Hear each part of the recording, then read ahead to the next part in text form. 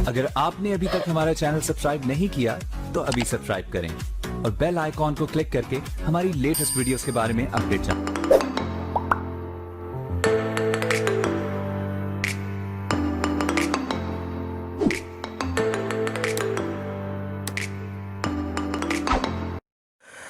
आज हम लोग बात करेंगे मध्यपाषाण काल की। पूरा पाषाण काल और उसके तीनों चरण के बारे में हम लोगों ने पिछले वीडियो में पढ़ लिया था। अब अपने क्रम को आगे बढ़ाते हुए हम लोग आते हैं स्टोन एज का, पाषाण काल का दूसरा फेज, बीच वाला फेज, मध्यपाषाण काल। मध्यपाषाण काल जो आपका 10,000 BC से लेकर 4,000 BC तक था। हम लोगों ने देखा था कि शुरू से लेकर आपका कहा जाता है कि आपका 10,000 BC तक आपका पूरा पाषाण काल था, और फिर 10,000 BC से 4,000 BC तक का जो काल है वो मध्य पाषाण काल। इसकी खोज सीएल कार्लाइल विंध्य क्षेत्र में, मध्य पाषाण काल के बहुत सारे अवशेष आपके विंध्य क्षेत्र में, उत्तर प्रदेश में, इन सब क्षेत्रों में आपका मिले। ये सब खोज हुआ था सीएल कार्लाइल के द्वारा, आपको कहा जाता है। और मध्य पाषाण काल का एक और नाम है इसको हम लोग कहते हैं माइक्रोलिथिक एज, सूक्ष्म पाषाण काल। सूक्ष्म मतलब छोटा, मतलब छोटे पत्थर के उपकरणों का काल। मध्यकालीन इतिहास को हम लोग माइक्रोलिथिक एज के भी नाम से जानते हैं, जब हमें छोटे आकार के पाषाण उपकरण प्राप्त होते हैं। हाँ, लेकिन छोटे, लेकिन फिनिशिंग अच्छा, चिकने, धारदार, हाँ, इस सब तरह के पत्थर के उपकरणों का मिलता है हमें। और इसलिए उसी छोटे साइज़ के उपकरण मिलने की वजह से इसको कहा जाता है सूक्ष्म पाषाण काल। ऐसा काल जिस काल में सूक्ष्म मतलब छोटे छोटे पत्थर के औजार हमें प्राप्त हुए हैं। चलो, सबसे पहले हम लोग बात करेंगे इस काल की विशेषताओं पर। हाँ, कई विशेषताएं थी। हाँ, पूरा पाषाण काल के लोग मोटा मोटी आखेटक थे और खाद्य संग्राहक थे। यहाँ पर थोड़ा सा परिवर्तन हुआ, आखेटक तो बने रहे, हाँ, लेकिन मध्य पाषाण काल में लोग पशुपालक भी हो गए, पशुपालक हो गए। अब उस काल के मानवों को ये बात समझ में आने लगे कि सभी पशु हानिकारक नहीं है, कुछ पशु लाभदायक है। पशुओं से हमें दूध प्राप्त होता है, पशुओं का मांस खाया जा सकता है, तो इसलिए कहा जाता है कि पशुपालन इस काल की एक विशेषता मानी जाती है। पशुपालन का जो प्रथम साक्ष्य हमें मिला है वो बागौर से मिला है। आपका एक साइट है जिसको हम लोग कहते हैं बागौर, जहाँ से हमें पशुपालन का साक्ष्य मिला है। आपका प्रथम पशु जिसका पशुपालन किया गया वो कुत्ता हुआ करता था। बागौर राजस्थान के बाद दूसरा मध्य प्रदेश का एक जगह है जिसका नाम है आदमगढ़। ये बागौर से भी हमें पशुपालन का प्रमाण मिलता है, ये आपका कहा जाता है। तो दूसरा महत्वपूर्ण काल आपका कहा जाता है कि इसका ये पशुपालक हो गए थे। हाँ, अपने साथ साथ पशुओं को भी रखने रहे थे। हाँ, और पशु एक तरह से आपका रेडीमेड फूड स्टॉक भी थे। और पशुओं की खासियत थी कि साथ चल के वो लोगों मानवों के साथ चलते थे, उनको उठाकर नहीं ले जाना पड़ता था। और इसलिए कहा जाता है कि लोगों ने पशुपालन प्रारंभ कर दिया। तीसरा ये काल माना जाता है कि कहा जाता है कि आग के व्यापक प्रयोग का काल माना जाता है। पूरा पाषाण काल में आग की खोज तो हो गई, लेकिन उसका व्यापक स्तर पे, घरेलू स्तर पर प्रयोग आपका कहा जाता है कि इसी काल की विशेषता मानी जाती है। इस काल में जो पाषाण के बारे में, पत्थर के हम लोग प्रकारों के बारे में बात करें तो पुराना जो पत्थर हमारा पूरा पाषाण काल तक चलता रहा था, जिसमें हम लोगों ने देखा था कि उसमें आपका क्वार्टजाइट था, चर्ट था, आपका कहा जाता है कि ये दो थे, फ्लिंट था। हाँ, जो उच्च पूरा पाषाण काल में जो पत्थर इस्तेमाल में लाए जाते थे आपका, या पूरा पाषाण काल में जो पत्थर इस्तेमाल में लिए गए थे आपका कहा जाता है क्वार्टजाइट, फ्लिंट, जैस्पर, चर्ट। हाँ, तो ये सब पुराने पत्थर जो पूरा पाषाण काल में ही इस्तेमाल में आने गए थे, वो सब तो पत्थर का प्रयोग मध्य पाषाण काल में भी देखने तो मिलता है। साथ ही कुछ नए पत्थर, हाँ, ये आपका कहा जाता है कि कैल्सिडोनी, आपका अर्गेट कार्नेलियन, कैल्सिडोनी, आर्गेट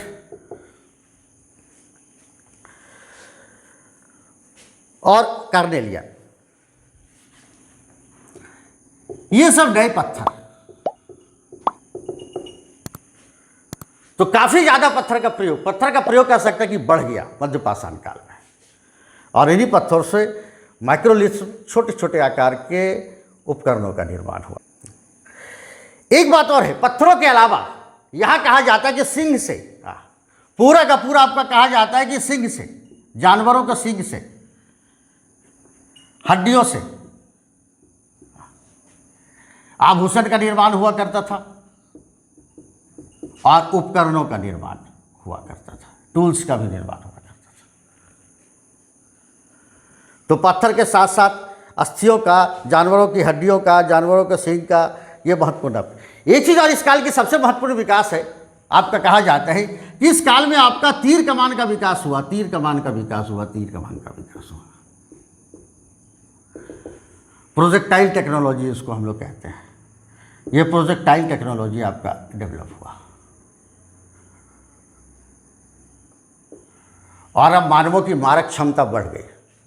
अब वो लोग शिकार करने में उनको आसानी हो गई। पहले अभी तक से पत्थर को फेंक के मारा जाता था। तीर कमान का विकास होने से अब जानवरों का शिकार ज़्यादा दूरी तक मार किया जा सकता था तीर धनुष से, और इसलिए इस काल में आपका कहा जाता है कि तीर कमान का विकास हुआ, तीर कमान का विकास हुआ, तीर कमान का विकास हुआ। तो ये सब इस काल के महत्वपूर्ण विशेषताओं में, उपलब्धियों में शामिल की जा सकती है आपका। अब चलें कुछ महत्वपूर्ण स्थलों के बारे में बात करें, जहाँ की खुदाई से जो चीज़ें हमें प्राप्त हुई हैं, और उसी के आधार पर जिन विशेषताओं के बारे में हम लोगों ने अभी बात की, उन विशेषताओं के बारे में पता चलता। सराय नहर के बाद दूसरा जो आपका कहा जाता है कि महत्वपूर्ण आपका जो स्थल है, यह मध्यपाषाण काल का, वो है आपका महादहा। सराय नहर भी उत्तर प्रदेश में था, महादहा भी आपका उत्तर प्रदेश में ही आपका कहा जाता है। हाँ, यहाँ पर एक सबसे महत्वपूर्ण बात है कि युगल समाधान मिला है, युगल समाधान मिला है, युगल समाधान मिला है। मतलब एक ही कब्र में स्त्री और पुरुष, एक दो कंकाल, एक स्त्री का, एक पुरुष का कंकाल। तो युगल समाधान का आपका कहा जाता है कि प्रमाण जो हमें मिला है वो महादहा में मिला है। महादहा से अधिक संख्या में हड्डी के आभूषण, हड्डी का आभूषण इस काल में आपका कहा जाता है कि अस्थि, आपका हड्डी का आभूषण, उपकरण, विभिन्न प्रकार के हड्डी के उपकरण, जिसके बारे में हम लोग जिक्र कर रहे थे। हाँ।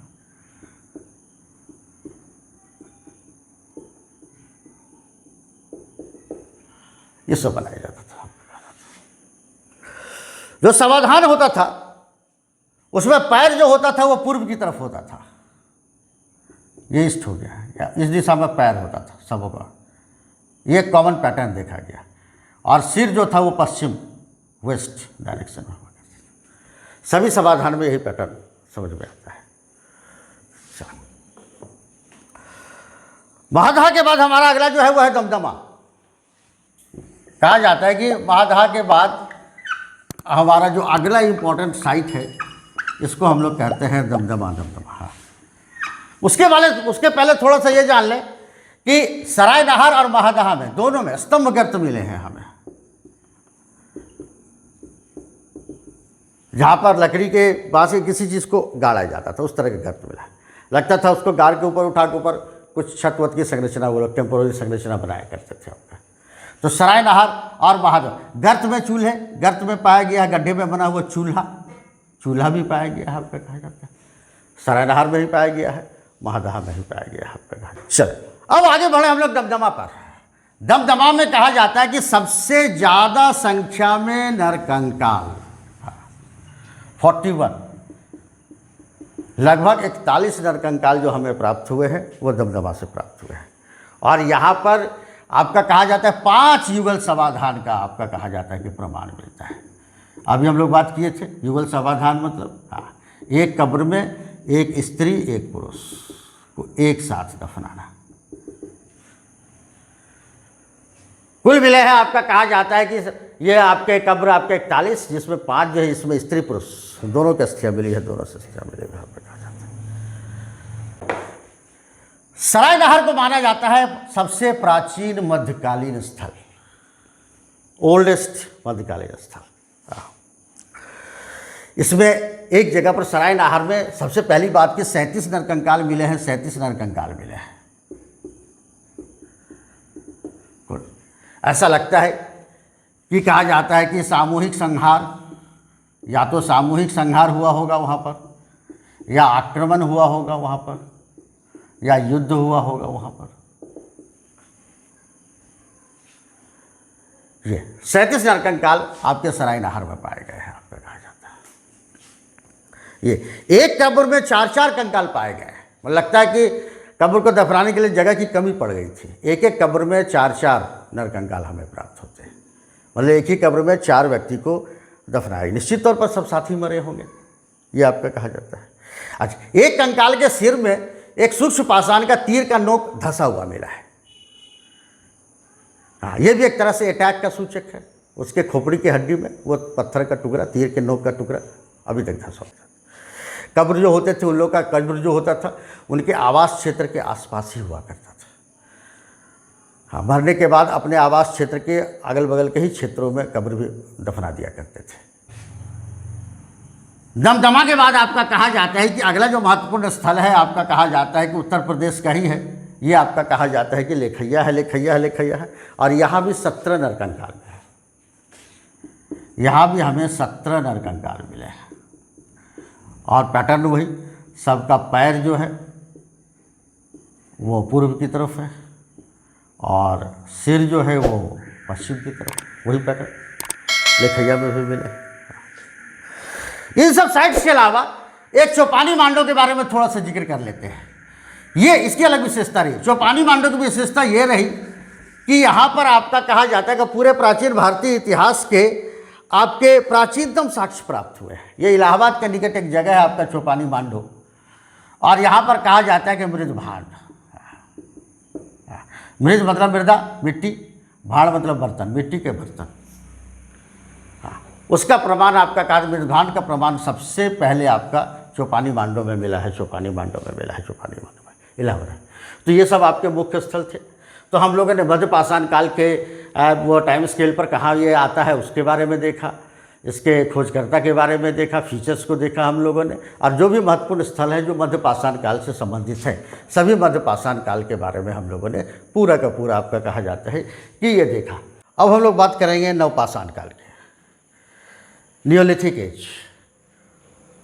पूरा संपूर्ण पाषाण काल का सबसे अंतिम हिस्सा, हाँ, सबसे नया हिस्सा ये कहा जाता है नवपाषाण काल, नवपाषाण काल, नवपाषाण काल।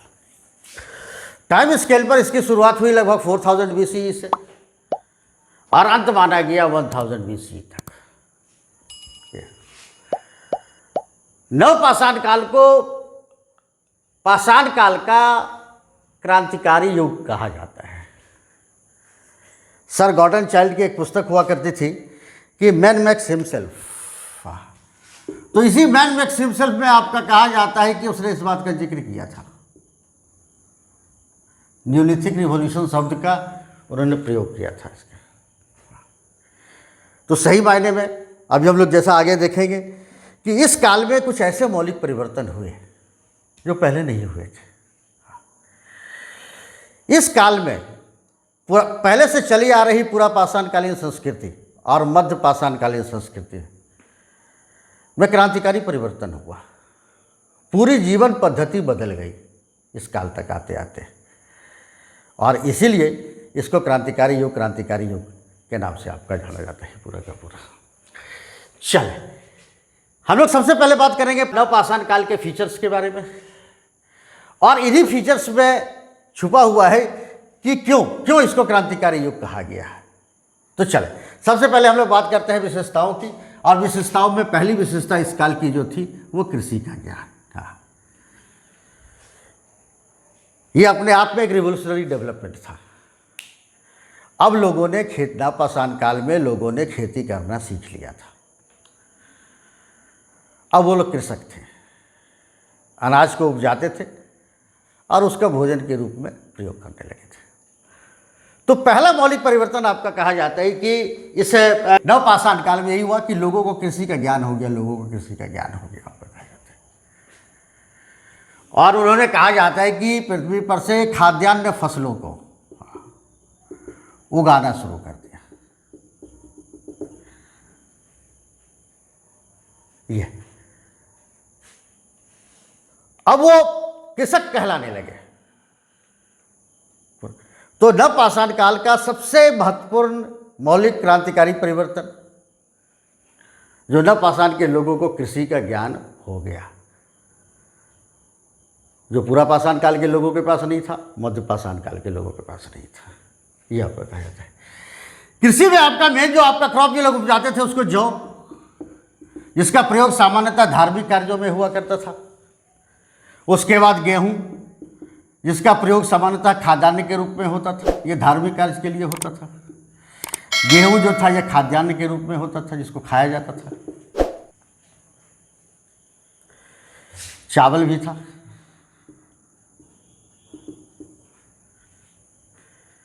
और कुछ दलहन भी थे। तो कहा जाता है कि पहला जो आपका विशेषता आपका नवपाषाण काल का वो ये कि लोगों को कृषि का ज्ञान हो गया, कृषि का ज्ञान हो गया, कृषि का ज्ञान हो गया। अब थोड़ी सी आत्मनिर्भरता है इन लोगों में। हाँ, अब शिकार करने के पहले यहाँ से वहाँ भटकना पड़ता था, अब भटकना नहीं पड़ता था। हाँ, अब अपने भोजन के लिए उत्पादन वो लोग करने लगे थे। जैसे ही लोगों का कृषि ज्ञान हुआ, उनके जीवन में एक और मौलिक परिवर्तन हो गया कि अब वो लोग कृषि कार्य करने हेतु एक स्थान पर स्थायी रूप से रहने लगे। कृषि ऐसी प्रक्रिया है जिसमें एक क्रॉप साइकिल आपका 3 से 4 महीने का होता ही है। तो कम से कम 3-4 फसल के लगाने से लेकर फसल के पकने तक आपको एक ही जगह पर रहना पड़ेगा। और इस तरह से कृषि ने कहा जाता है कि कृषि की वजह से आपका दूसरा मौलिक परिवर्तन हो गया कि अब लोग अस्थायी रूप से निवास करने लगे। पूरा पाषाण काल, मध्य पाषाण काल का जीवन भैगाबौंड जीवन था, यायावर जीवन था, भटकता हुआ जीवन था। लेकिन नवपाषाण काल के लोगों का जीवन भटकता हुआ जीवन नहीं था। अब वो लोग एक स्थान पर अस्थायी रूप से निवास करने लगे, ये आपका कहा जाता है। और जब निवास हो गया तो फिर आवास चाहिए, घर चाहिए। और इसलिए कहा जाता है कि पूरा का पूरा एकदम निवास के लिए आवास चाहिए। जब अब लोगों को लगने लगा कि अब यहीं पे रहना है, तो धीरे धीरे धूप से बचने के लिए, बरसात से बचने के लिए, गर्मी सर्दी से बचने के लिए उन लोगों को घर की आवश्यकता महसूस हुई। तो अर्लीस्ट जो उदाहरण नवपाषाण काल का माना जाता है दैट इज पिट हाउस। उसको आवास का जो निर्माण होता है उसको हम लोग पिट हाउस के नाम से आपका जानते हैं।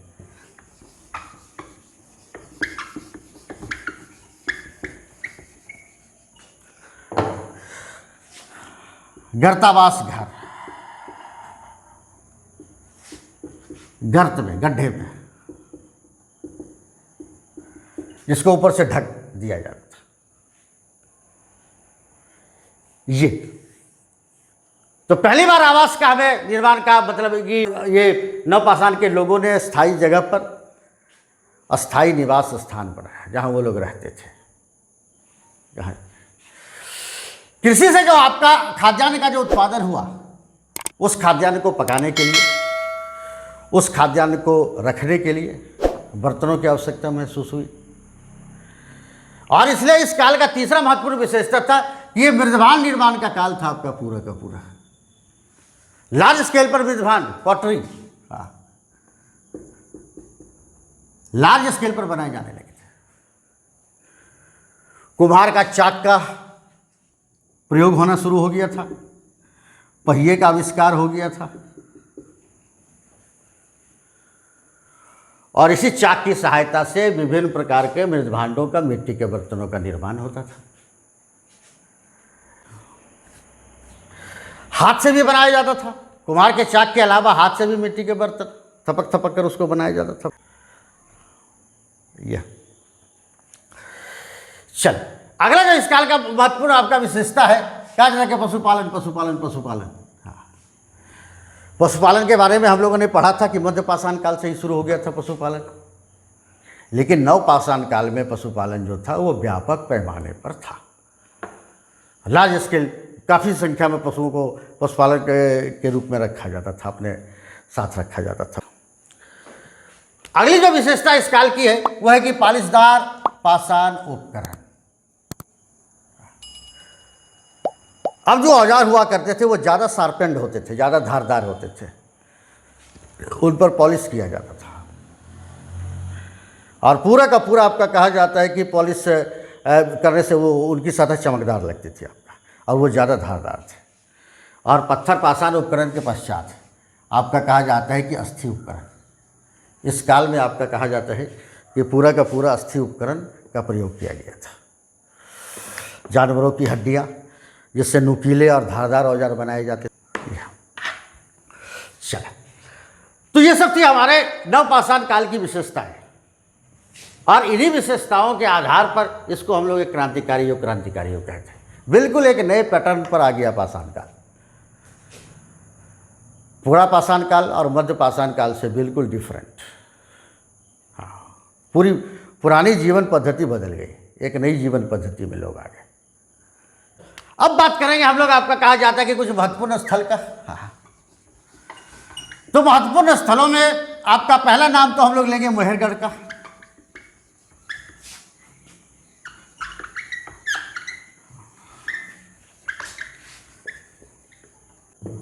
जिसके बारे में कहा जाता है कि 7000 BC में यहाँ पर एक सेटलमेंट था, और कृषि का प्राचीनतम साक्ष्य यहीं से मिलता है। 7000 BC में यहाँ एक सेटलमेंट था, एक बस्ती थी, यहाँ के लोग कृषि कार्य करते थे। हाँ, वही जौ,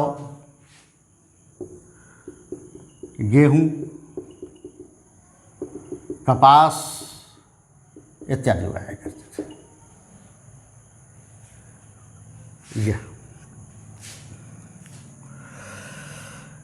भैंस पालन का, यहाँ के लोग जो भैंस पालन करते हैं उसका प्राचीनतम साक्ष्य, आपका भैंस पालन का प्राचीनतम साक्ष्य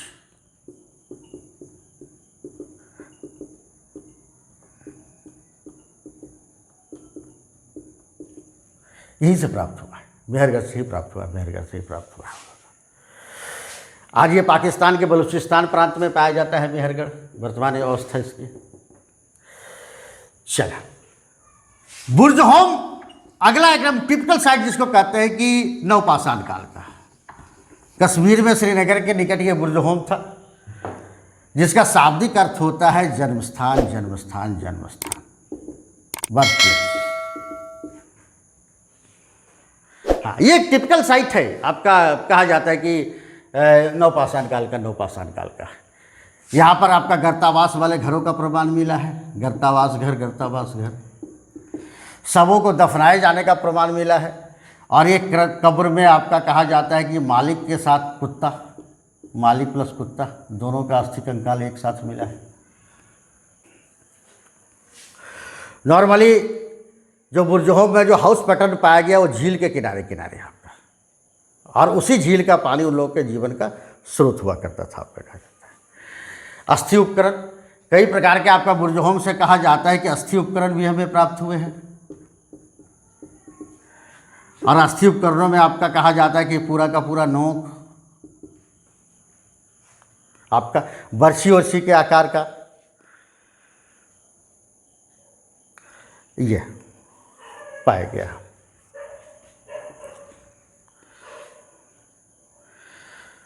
कश्मीर में ही एक दूसरा स्थान है जिसको हम लोग गुफकराल कहते हैं, गुफकराल कहते हैं, गुफकराल कहते हैं।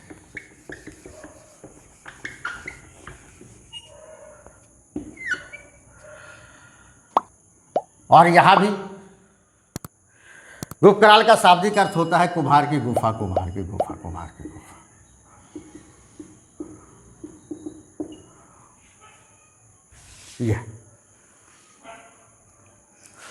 यहाँ भी गर्तावास मिले हैं, हड्डी के उपकरण मिले हैं, कृषि और पशुपालन का साक्ष्य मिला है, गुफकराल से भी आपका कहा जाता है।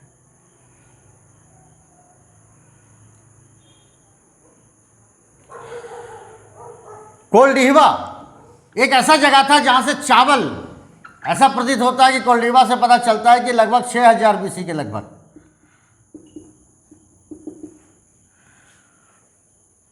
कोल्डिवा के लोग चावल उगाया करते थे। ये उत्तर प्रदेश, ये स्थान कोल्डिवा उत्तर प्रदेश में है।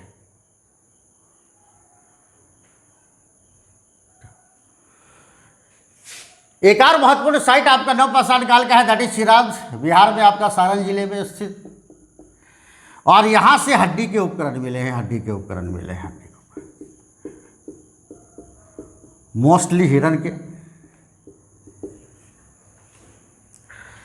और लगभग 480 हड्डी के उपकरण, इनकी संख्या लगभग 480 बताई गई है। चलिए, तो इस तरह से आपका कहा जाता है कि ये आपके नवपाषाण काल के महत्वपूर्ण स्थल थे और इन्हीं जगहों की खुदाई के आधार पर हमें इन सब विशेषताओं का पता चला, इन सब विशेषताओं का पता चला, और उन्हीं विशेषताओं के आधार पर हम लोगों ने इसको क्रांतिकारी युग कह दिया था, क्रांतिकारी युग होता था। ये वीडियो आपको कैसा लगा? यदि ये वीडियो आपको अच्छा लगा तो प्लीज़ इसको लाइक कीजिए, अपने दोस्तों के बीच इसको शेयर कीजिए और रिजनेबल कमेंट भी कीजिए। बेल नोटिफिकेशन दबा दीजिए ताकि जैसे ही इस चैनल पर वीडियो मतलब अपलोड हो आपको इसकी जानकारी हो जाए। और चैनल तो सब्सक्राइब बिल्कुल ही कर डालिए ताकि हमारा आपका एक एसोसिएशन आज से प्रारंभ हो जाए। इस चैनल के साथ आपकी तैयारी सुचारू रूप से चलना शुरू हो जाए।